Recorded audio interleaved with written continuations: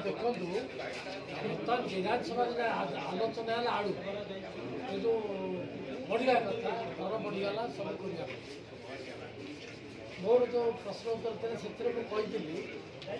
जे ओडिशा रे आलू बढ़ाटा निहाती जरूरी कारण हूँ ये जो नवीन पट्टनायक शासन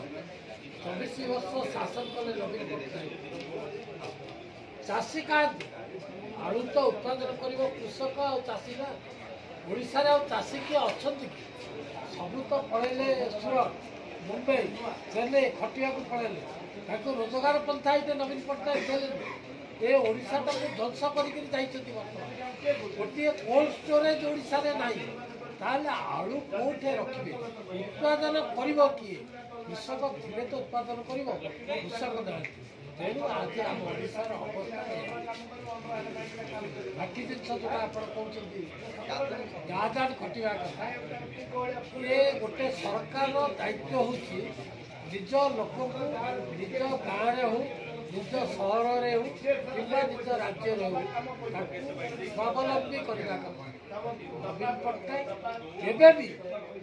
राजत्व काल में ओडिशा ये सब चिंता करना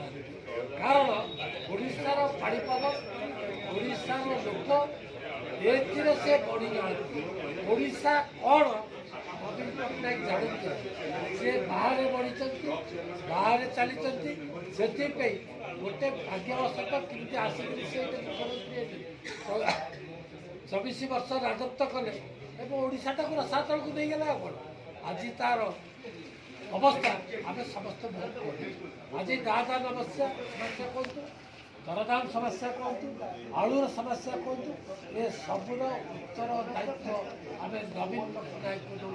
जहाद्वारा कि आज आम अवस्था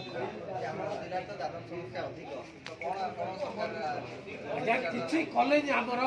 सूता कल गोटे आसिकार किसी लोक से कम करते से सूता को बंद करदे बिक्री करदे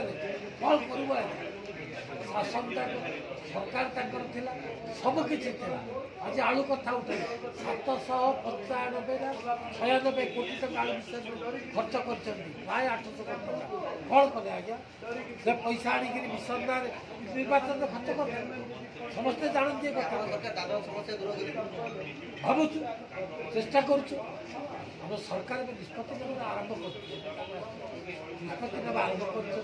कार्य करने आरंभ कर फल निश्चित भाव